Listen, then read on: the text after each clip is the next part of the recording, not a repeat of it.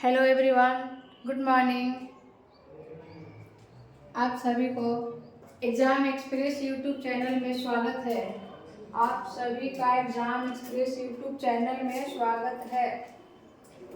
आज देखिए, आज का हमारा टॉपिक है, ये हमारा टॉपिक है, देखिए आज का टॉपिक है लैंगिक जनन यानी कि रिप्रोडक्शन।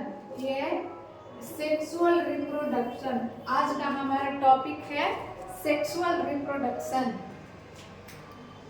आइए देखते हैं कि क्या कह रहा है। देखिए, जब जनन प्रक्रिया में दो जीव यानी कि जनक भाग लेते हैं तो उसे क्या कहते हैं?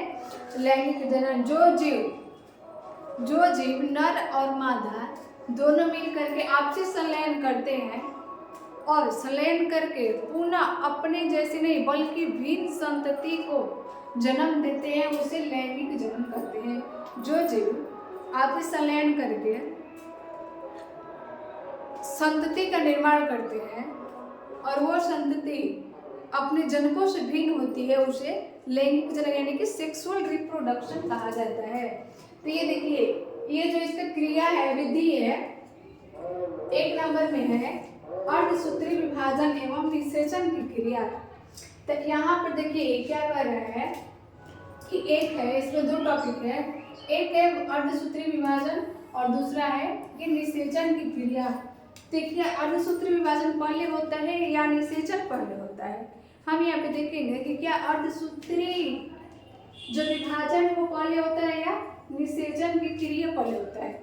तो अब देखिए, जो अर्धसूत्री होता है ये पहले की क्रिया होता है और निषेचन की क्रिया बाद करके होता है। अर्धसूत्री होता है n + n = 2n। ये जो n है वो समसूत्री होगा और जो 2n है, ये 2n है, तो ये क्या करता है, एक n और एक n, ये इससे क्या होता है, एक कर्ज लिया होता है जिससे वो अपना 2 पूरा करता है यानी कि 2n करता है। और जो निषेचन की क्रिया होता है, ये देखिए यहाँ का जो भाग हो गया, ये हो गया अर्धसूत्री विभाजन। अर्धसूत्री विभाजन और जो 2n के बाद का प्रक्रिया हुआ वो हुआ फर्टिलाइजेशन यानी कि निषेचन। ये हो गया निषेचन।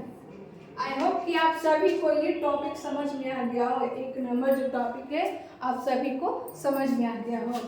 चलिए दूसरे टॉपिक की तरफ चलते हैं। दूसरा टॉपिक हमारा है, ये है दूसरा टॉपिक, ये है दूसरा टॉपिक कि नर युग्मक एवं मादा युग्मक। यानी कहने का मतलब है कि जब नर युग्मक और मादा युग्मक, तो ये होता है नर और मादा, इसके पास स्पर्म होता है और इसके पास एग होता है। तो जब नर युग्मक और मादा युग्मक जब आपस में मिलते हैं तो उसको क्या बोलते हैं? या जब नर और मादा युग्मकों का निर्माण करते हैं, तो युग्मकों का निर्माण कब करते हैं भाई? युग्मकों का निर्माण कब करते हैं? जनन के दौरान। तो नर युग्मक एवं मादा युग्मक, इसमें भी 2 टॉपिक आ रहा है। तो जब दोनों बनते हैं तो इसे कहते हैं युग्मक जनन कहते हैं। इसको क्या कहते हैं? इसको कहते हैं युग्मक जनन। युग्मक जनन, मादा जनन है युग्मक जनन और मादा जनन। जब ये 2 युग्मकों का निर्माण होता है तो उस क्रिया को क्या कहेंगे? युग्मक जनन कहेंगे, युग्मक जनन कहेंगे। अब देखिए, अब हमारा आता है तीसरा टॉपिक। तीसरा टॉपिक है, ये है तीसरा टॉपिक, नर युग्मक एवं मादा युग्मकों के संयोजन से युग्मक। यहाँ पे आ रहा है नर युग्मक एवं मादा युग्मक के संयोजन से बने युग्मनज। अभी जो बताया 2n वाला प्रक्रिया, तो उसको क्या बोलते हैं? निषेचन कहते हैं। इसको बोलते हैं निषेचन कहते हैं।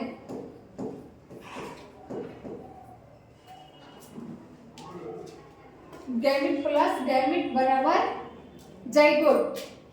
जाइगोट जब बनता है तो उसके बाद क्या होता है? फर्टिलाइजेशन की क्रिया होता है। अगले टॉपिक की तरफ चलते हैं। 4 नंबर टॉपिक है कि युग्मनज के द्वारा नया जीव बनता है। जब ही अब देखिए युग्मक बना, युग्मक से युग्मनज बना, युग्मनज से क्या होगा? निषेचन की क्रिया होगा। जब निषेचन की क्रिया हो रहा है तो वृद्धि कर करके किसका निर्माण किया?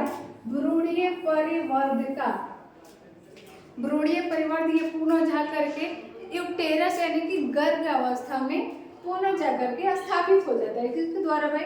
ये स्थापित होकर के माँ की अपरा के द्वारा जुड़ जाता है, जिसमें प्लेसेंटा मेन भूमिका निभाता है क्योंकि वो भ्रूण को सुरक्षित रखने का कार्य करता है। तो इसमें मेन भूमिका किसका है? भ्रूणीय परिवर्तन का। अगला टॉपिक, लास्ट टॉपिक हमारा है कि लैंगिक जनन की क्रिया विधि में अलैंगिक जनन की तुलना अधिक समय लगाता है। अब देखिए लैंगिक में तो रहा 2 जनक, लेकिन अलैंगिक में कितने जनक भाग लिए? सिर्फ एक ही जनक भाग लेंगे। क्यों? क्योंकि वो विभाजन करते हैं या अपने कलियों के द्वारा संतति का निर्माण करते हैं, परिवर्ध के द्वारा संतति का निर्माण करते हैं। तो इसलिए कहा जाता है कि लैंगिक जनन अलैंगिक जनन की तुलना में ये क्या होता है कि कम समय में ही वो वृद्धि कर लेता है, तथा यह अलैंगिक जनन की तुलना में क्या होता है? ये जटिल प्रक्रिया होता है। ये जो अपना कार्य करता है, ये जटिल तुलना यानी कि जो इसका तुलना होता है वो जटिल प्रक्रिया है। हमें उम्मीद है कि आप सभी को ये जो टॉपिक बताया है वो समझ में आ गया होगा। इसको अगर टॉपिक आपको समझ में आ गया है तो आप जरूर कमेंट बॉक्स में लिख करके भेजिए। तब तक के लिए हम इतना ही तक रहने देते हैं। धन्यवाद।